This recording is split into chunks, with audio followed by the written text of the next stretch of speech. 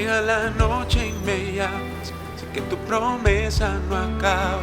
Eres el camino, la vida y verdad, con solo una palabra me sanarás. Sé que con fe se mueven montañas entre mi vida y mi casa. Por medio de tu amor sé que puedo vencer, todo es posible si puedes creer.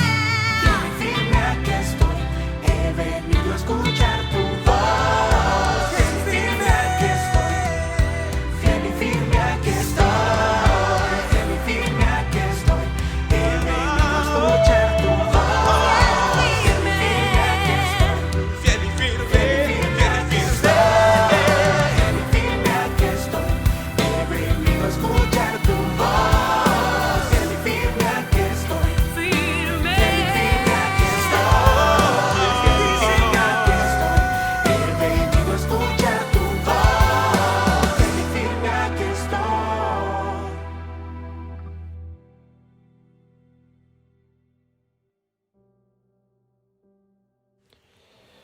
Muy buenos días, familia. Aquí estamos cerrando este miércoles en la mitad de la semana.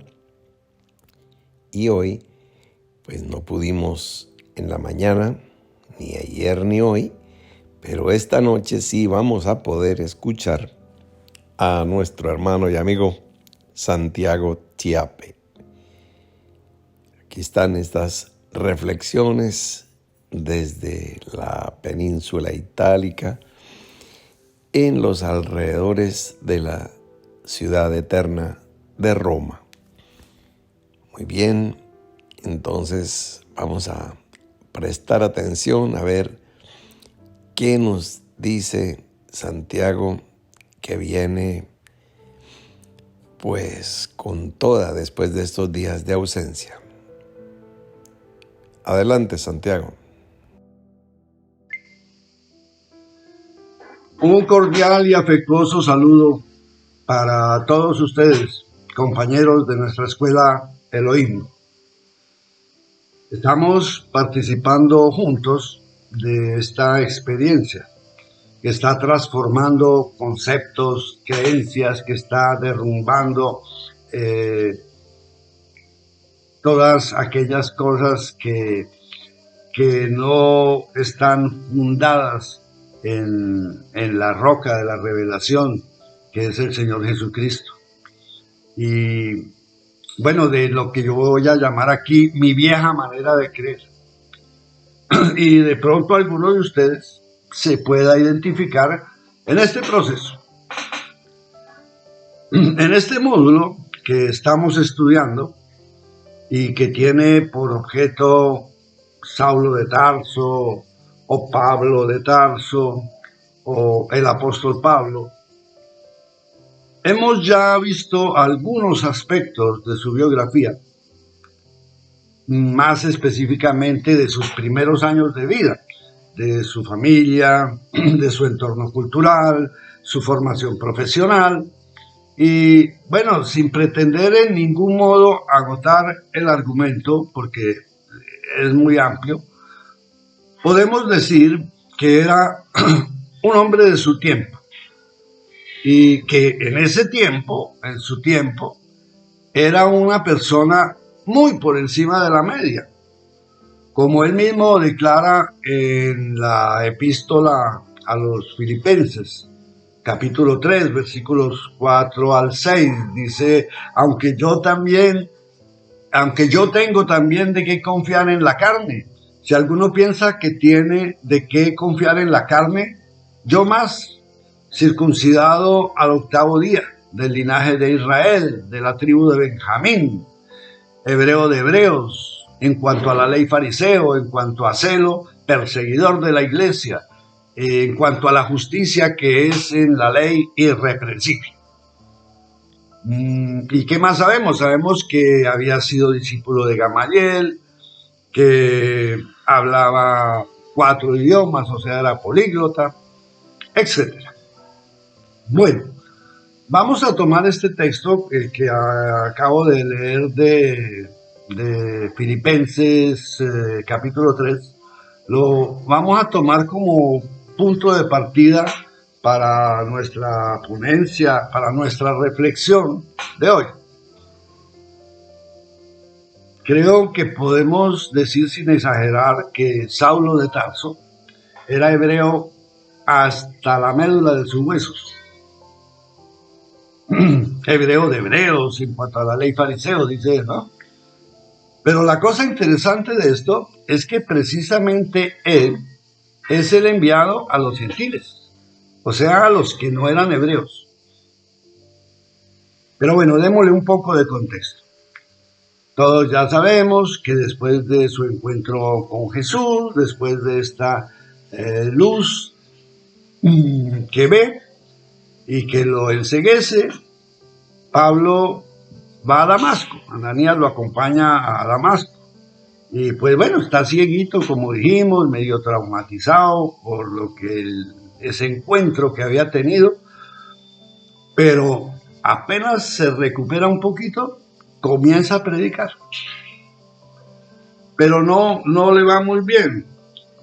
¿Por qué? Pues visto su reciente pasado de perseguidor de la iglesia, pues no le recibían, decían, pues ¿cómo? Pero este que hasta hace una semana nos quería matar y ahora es que está predicando. Y dice el libro de Hechos en el capítulo 9, los versículos 22 y 23, dice que Saulo entonces mucho más se esforzaba y confundía a los judíos que moraban en Damasco, demostrando que Jesús era el Cristo. Y pasados muchos días, los judíos resolvieron en consejo matarlo. Bueno, ¿y por qué? ¿Por qué lo querían matar? La razón que nos da el texto del capítulo 9 de Hechos es que Pablo decía que Jesús era el Cristo y que era el Hijo de Dios. Y ya sabemos que esto pues los hacía enfurecer a los judíos. Recordamos todos el pasaje del capítulo 5 del Evangelio de Juan, donde Jesús les está diciendo a los fariseos que siempre lo acusaban de violar la ley porque sanaba, por ejemplo, en el día de sábado, y él les está contestando, mi padre hasta ahora trabaja y yo trabajo. Y por esto, dice la Escritura, los judíos procuraban matarle, porque según ellos, no solo quebrantaba el día de reposo, o sea, la ley, sino que también decía que Dios era su propio Padre. Bueno, no sé, no lo dice ahí, me refiero al pasaje de Hechos. No sé si Pablo ya estaba predicando que el hombre no es justificado por las obras de la ley, porque eso para los judíos era y es inaceptable. Para ellos la ley es más importante que todo. Bueno, entonces lo querían matar y se va para Jerusalén. Pero ¿qué pasa? Lo mismo porque de ahí también los judíos le tienen desconfianza. Pero en ese caso, Bernabé, que ya lo había visto predicando en Damasco, lo defiende y los convence, y entonces al final los judíos lo reciben.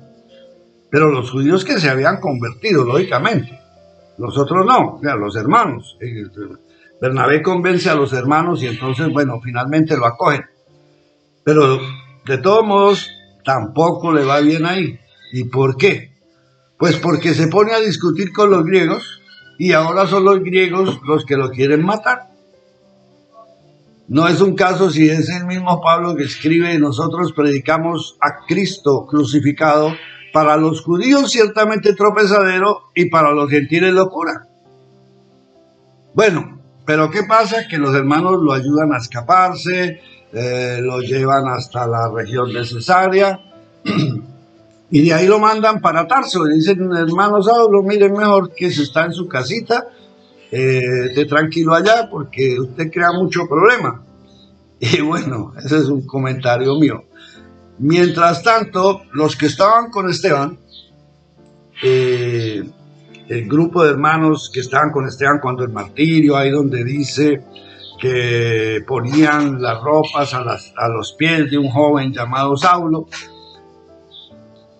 que no sabemos si es seguro que sea así, pero bueno, ese grupo después de lo que había pasado con Esteban, habían huido y se habían refugiado en Antioquía. Y dice que ahí predicaban a los judíos. O sea, tenían miedo de hacerse oír, ¿no?, de los demás, para que no los reconocieran, pues venían de una experiencia bastante negativa. Bueno, pero dice que sucede que llegan unos varones de Chipre y de Cirene, y que llegan y entran a la ciudad y le hablan a los griegos anunciando el evangelio del Señor Jesús, y que la mano del Señor estaba con ellos, y gran número creyó y se convirtió al Señor. O sea que se convirtió un gran número de gentiles, de paganos, griegos. Bueno, eso está en Hechos 11, versículos 20 y 21. Y bueno, ¿qué pasa? Que llega la noticia de esto a Jerusalén. Y entonces hablan ahí los ancianos, los apóstoles, y mandan a Bernabé para que vaya a ver qué es lo que está pasando ahí en Antioquía. Y Bernabé va y ve la situación. Y me imagino yo que piensa, ¿no? Dice, uy, yo sé quién es el tipo perfecto para traerlo a trabajar aquí. Y se va a traer a Pablo, que como ya dijimos estaba en Tarso. Y dice que bueno, vino Pablo y entonces trabajaron con Bernabé juntos ahí en Antioquía, y como un año, y le enseñaron a mucha gente, y que creció esa iglesia en Antioquía, y que ahí fue donde se les llamó cristianos por la primera vez. Entonces digamos que de hecho es aquí que comienza el ministerio de Pablo a los gentiles. Y bueno, entonces se formó esta iglesia de Antioquía. Y esta iglesia es emblemática, y vamos a mirar ahí el tema del que quiero hablar. Es emblemática por lo que tiene que ver con un conflicto. Un conflicto no en el sentido de conflicto armado, sino digamos una discusión que caracteriza lo que llamamos la iglesia primitiva. Y aquí llegamos al tema que quiero tratar. ¿Cuál era la discusión? La discusión era si judaizar sí, judaizar no, judaizar pero poquito. Bueno, pero ¿qué era judaizar? ¿No? De pronto algunos se preguntan, ¿pero qué es esa cosa de judaizar? Pues judaizar era sustancialmente el querer seguir observando la ley de Moisés, aún después de haber creído en Jesucristo. O sea, queremos lo nuevo, pero sin dejar lo viejo. Eso ya de pronto nos puede comenzar a sonar, a ser familiar respecto a lo que les decía al comienzo, hablando de mí, de mi vieja manera de creer. Bueno, y como vimos antes, en esta iglesia de Antioquía había una componente judeo-cristiana, porque vimos, ¿no?, que esos que estaban con Esteban llegan allí y le predican solo a los judíos que se convierten a Cristo, judeo-cristianos. Y ese grupo le daba mucha importancia al cumplimiento de la ley. Y por otro lado, había un grupo de cristianos, personas que se habían convertido a Cristo, pero que eran gentiles, grecos, paganos convertidos, y ellos no tenían en su historia ni en su tradición la ley de Moisés, no tenían ley. ¿Sí? Ahora, este conflicto al final termina siendo transversal. ¿En qué sentido? Que había gentiles que judaizaban y había judíos que no judaizaban. Y esta tensión va a caracterizar mucho, como les decía, la historia de estos primeros tiempos de la iglesia. Bueno, ahí sucede dice la escritura que llegan unos cristianos de Judea, ahí a Antioquía, y se oponen y discuten fuertemente con Pablo porque predica la incircuncisión. Y bueno, se arma un lío tan grande que al fin deciden ir a Jerusalén para hablar con Pedro y con los demás ancianos, el famoso concilio de Jerusalén. Y el apóstol Pablo, él narra en el segundo capítulo de la epístola a los Gálatas, narra y hace una descripción bastante completa y clara de este conflicto. Yo voy a citar solo algunos apartes, pero ustedes lo pueden leer completo en sus casas, el capítulo 2 de Gálatas. Yo hice un resumen, les voy a leer un resumen. Entonces comienzo desde el versículo 1 que dice: después, pasados 14 años, subió otra vez a Jerusalén. ¿Pasados 14 años de qué cosa? ¿Se acuerdan que dijimos que, bueno, en encuentro con el Señor se va a Damasco, pero en Damasco tiene problemas, entonces se va a Jerusalén? Esa primera vez. Han pasado 14 años. Han pasado 14 años, dice, y subió otra vez a Jerusalén con Bernabé, llevando también conmigo a Tito. ¿Sí? Y expuse en privado a los que tenían cierta reputación, o sea, a los ancianos o a los apóstoles, el evangelio que predico entre los gentiles. Como vieron que me había sido encomendado el evangelio de la incircuncisión, como a Pedro el de la circuncisión, pues el que actuó en Pedro para el apostolado de la circuncisión, actuó también en mí para con los gentiles. Y Jacobo, Cefas y Juan nos dieron la mano a mí y a Bernabé, la diestra, en señal de compañerismo, para que nosotros fuésemos a los gentiles y ellos a la circuncisión. Solamente nos pidieron que nos acordásemos de los pobres, lo cual también procuré con diligencia hacer. Bueno, aquí encontramos una diferencia con lo que enseña, lo que dice Lucas en el libro de Hechos, porque en Hechos dice que ha parecido también a nosotros de no imponeros a ninguna carga más que estas cosas necesarias, que os abstengáis de lo sacrificado a ídolos, de sangre, de ahogado y de fornicación, de las cuales cosas, si os guardareis, bien haréis. ¿Sí?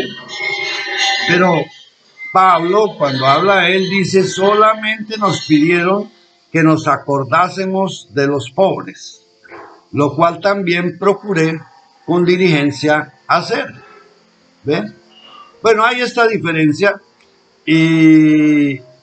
pero sigue hablando Pablo en Gálatas y ya nos mete más el focus sobre el conflicto, que dice que cuando Pedro vino a Antioquía, le resistí cara a cara porque era de condenar. Pues antes que viniesen algunos de parte de Jacobo, comía con los gentiles, pero después que vinieron, se retraía y se apartaba porque tenía miedo de los de la circuncisión. Y en su simulación participaban también los otros judíos. De tal manera que aún Bernabé, que era chipriota, fue también arrastrado por la hipocresía de ellos. Pero cuando vi que no andaban rectamente conforme a la verdad del evangelio, dije a Pedro delante de todos: Si tú siendo judío vives como los gentiles y no como judío, ¿por qué obligas a los gentiles a judaizar? Bueno, entonces aquí está planteado ese conflicto. Tradición, vieja manera de vivir, vieja manera de creer, versus una palabra nueva, un ministerio nuevo. Y como siempre, me refiero a la historia del ser humano, hay una resistencia al cambio. Se quiere mantener la tradición, se quiere mantener aquello que da seguridad, que da confianza. ¿Por qué? Porque es una tradición, porque hace siglos que se hace así. Pero esto en nuestra vida, en mi vida, pues ¿qué es? Que yo durante toda mi vida he hecho así o he pensado así, ¿no? Y aún habiendo tenido un encuentro con el Señor y aún habiendo cambiado algunas partes y algunos o tal vez muchos aspectos de mi vida, hay aspectos que están ahí en la tradición de mí mismo o en la tradición de mi cultura. O sea, estoy judaizando conmigo mismo. Estoy teniendo un pie en un lado y otro pie en otro lado. ¿Y por qué? ¿Por qué nos cuesta tanto dar ese paso y dejar completamente el viejo?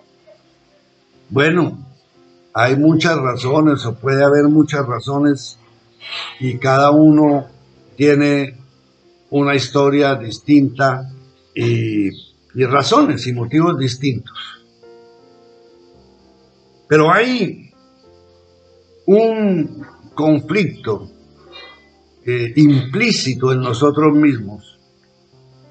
Piensa solamente al hecho que ya nuestro cerebro está dividido en 2 hemisferios y uno está dedicado, pásenme el término, a la parte racional y el otro a la parte emotiva.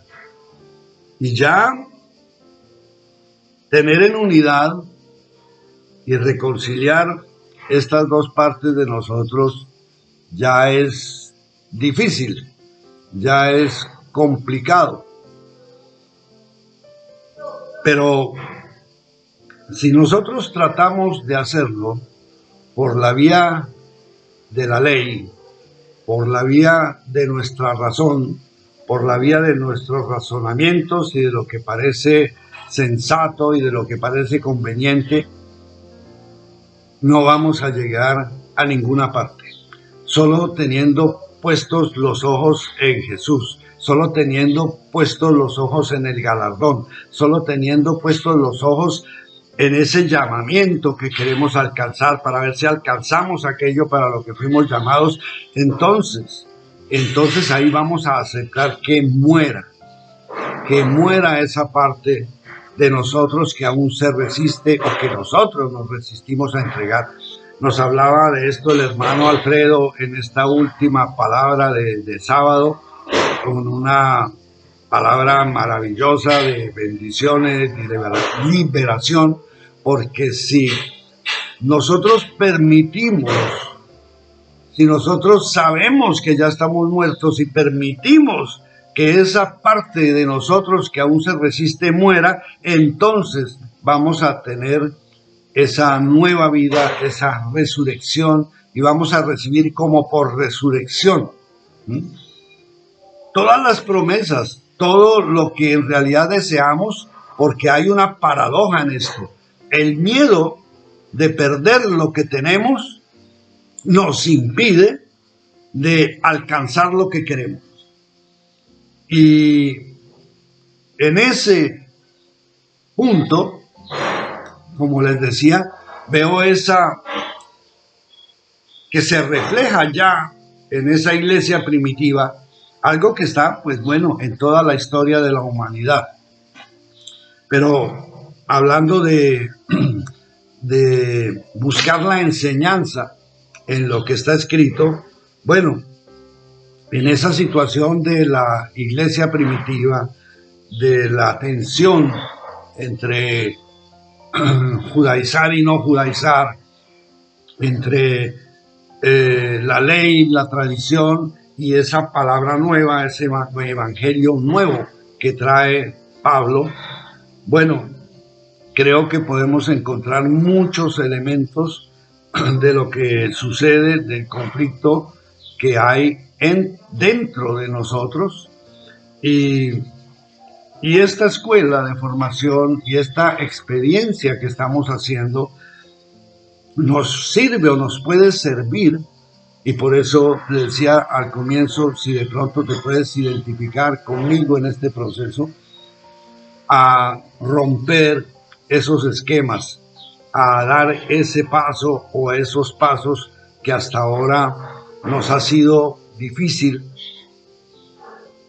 porque no estamos poniendo los ojos en el Señor, porque estamos considerando la dificultad y no estamos viendo que esas son las buenas obras que Dios ha preparado de antemano para que nosotros las cumplamos, para que nosotros podamos experimentar la victoria sobre todo lo que nos impide acercarnos definitivamente, completamente al Señor, y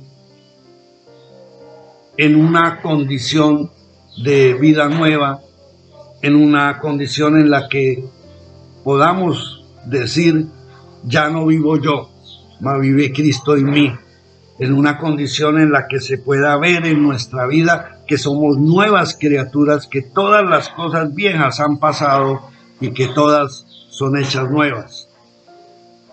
Cosa nos detiene. ¿Qué cosa nos detiene? Vuelvo a citar el apóstol Pablo, el cual decía, todas estas cosas las tengo como basura, y se refería a lo que él era según la carne.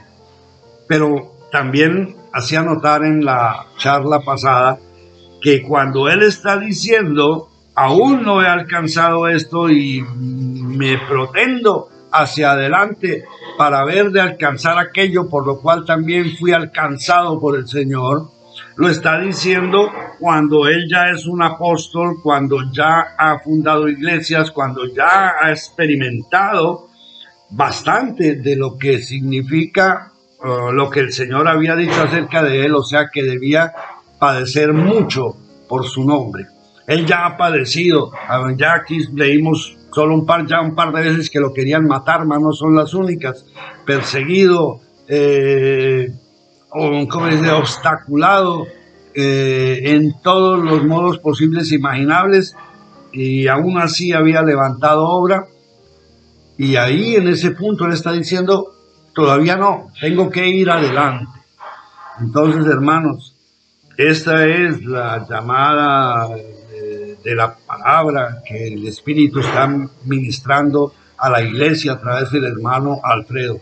Vamos adelante a la perfección y no vamos a sacar más excusas, y si tenemos un obstáculo delante, bendito el Señor, porque como nos dice siempre el hermano Alfredo, es una oportunidad para crecer y fortalecernos.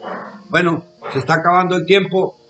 Gracias, como siempre, por su atención, gracias por su participación, gracias por sus comentarios, y siempre con la esperanza de haber podido aportar al menos un granito de arena. Hasta la próxima. Muchas gracias, Santiago. Bueno, ya lo hemos escuchado. Vamos a mirar, y son las decisiones nuestras, las tuyas, que escuchas, las mías, las del mismo expositor. Todos tenemos que tomar decisión respecto a la vida, obra y testimonio de este hombre, de su tiempo, y cuya enseñanza está trascendiendo su momento, su generación y ha llegado hasta nosotros. ¿Qué podemos tomar? ¿Qué es aplicable a nuestra vida hoy? ¿Qué la afectará positivamente? ¿Qué nos enseñará? ¿Qué nos edificará en algo que estamos justamente necesitando? Entonces, pues bueno, sin más, vamos a considerar, reflexionar y mañana en la mañana, con Santiago presente, vamos a ampliar, profundizar, contestar dudas, inquietudes, etc. Muy bien, entonces, pues no me queda sino despedirme y contar los minutos hasta que nos volvamos a reencontrar. Una feliz noche para todos.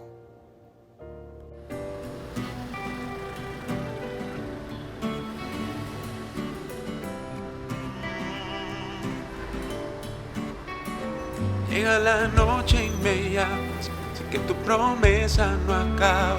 Eres el camino, la vida y verdad, con solo una palabra me sanarás. Sé que con fe se mueven montañas entre mi vida y mi casa. Por medio de tu amor sé que puedo vencer.